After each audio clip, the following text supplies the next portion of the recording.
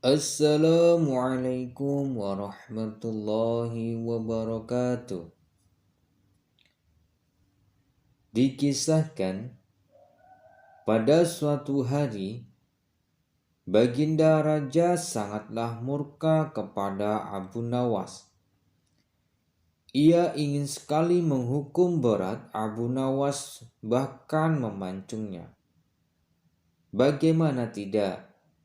Baginda Raja menerima informasi bahwasannya Abu Nawas telah berani menyebar fitnah, melarang rukuk dan sujud di dalam ibadah sholat, dan menuduh Baginda Raja sebagai orang yang suka fitnah. Baginda Raja yang sudah sangat marah kemudian memerintahkan pengawal istana untuk menangkap Abu Nawas dan menghadirkan dia ke istana untuk mempertanggungjawabkan perbuatannya. Setelah Abu Nawas diseret ke istana, Baginda Raja kemudian bertanya kepadanya, "Wahai Abu Nawas, apakah benar engkau berpendapat bahwa ruku dan sujud tidak diperlukan di dalam sholat?"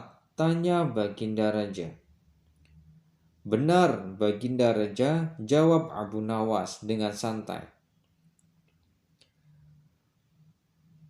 Meski Baginda ingin sekali memancung Abu Nawas karena jawabannya itu, beliau masih berupaya sabar dan kembali mengajukan pertanyaan lain kepada Abu Nawas.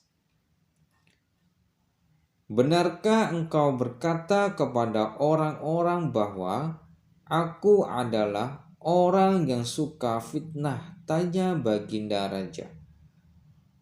"Benar, Paduka yang mulia," jawab Abu Nawas kembali dengan santai. Kali ini Baginda tidak bisa lagi membendung amarahnya. Dengan sangat marah, Baginda berkata kepada Abu Nawas, "Wahai Abu Nawas, engkau pantas dihukum mati karena telah melanggar syariat Islam dan menyebarkan fitnah tentang junjunganmu ini," kata Baginda Raja yang penuh dengan marah. "Tunggu dulu, Baginda Raja. Janganlah tergesa-gesa dalam mengambil keputusan. Izinkanlah hamba sedikit membela diri," kata Abu Nawas. "Baiklah, jelaskan sekarang," kata Baginda Raja. "Memang hamba akui dua pendapat tadi, akan tetapi sepertinya kedua pendapat hamba tersebut datang kepada Paduka dalam keadaan tidak lengkap, dan seolah-olah hamba bersalah dan melanggar syariat Islam. Hamba merasa difitnah," kata Abu Nawas. "Wahai Abu Nawas, apa maksudmu? Kenapa engkau membela diri jika mengaku bersalah?" tanya Baginda Raja. Abu Nawas kemudian segera memberikan penjelasan rinci. "Ampun Paduka yang mulia, hamba memang melarang ruku dan sujud dalam sholat, tapi bukanlah sholat 5 waktu atau sholat lainnya, melainkan sholat jenazah. Memang pada waktu itu hamba sedang menjelaskan tentang sholat jenazah," jelas Abu Nawas. Baginda Raja kemudian mencoba mencerna apa yang dikatakan oleh Abu Nawas. Meski sebelumnya emosi mulai muncul, namun Raja membenarkan apa yang menjadi pendapat Abu Nawas tersebut. "Lalu bagaimana tentang pernyataanmu tentangku yang suka fitnah?" tanya Baginda Raja. "Oh, jika hal tersebut kebetulan pada saat itu hamba sedang menjelaskan tentang surat Al-Anfal ayat 28 yang berbunyi sebagai berikut. Dan ketahuilah bahwa hartamu dan anak-anakmu itu hanyalah sebagai cobaan, dan sesungguhnya di sisi Allah lah pahala yang besar itu.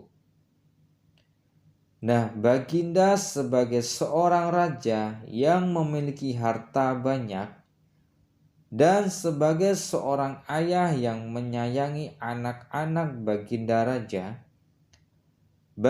raja termasuk orang-orang yang menyukai fitnah, yaitu cobaan dan ujian. Karena baginda menyayangi harta dan anak-anak baginda raja, lanjut Abu Nawas. Setelah mendengar penjelasan Abu Nawas, baginda raja merasa sangatlah malu. Karena kata-kata Abu Nawas tersebut bukan hanya untuk pembelaan diri semata, melainkan sebuah sindiran dan teguran terhadapnya yang selama ini terlalu larut dalam kesenangan dunia semata. Padahal kenikmatan yang ia dapatkan itu adalah ujian dari Allah Subhanahu wa Ta'ala. Baginda raja akhirnya meminta maaf kepada Abu Nawas karena telah berburuk sangka kepadanya. Hal itu terjadi karena beberapa orang pengawal kerajaan tidak senang melihat kedekatan antara Abu Nawas dengan baginda raja. Oleh sebab itu, mereka sengaja menyampaikan informasi yang salah agar Abu Nawas celaka. Cukup sampai di sini dulu perjumpaan kita kali ini. Dan nantikan kisah-kisah terbaru selanjutnya. Wassalamualaikum warahmatullahi wabarakatuh.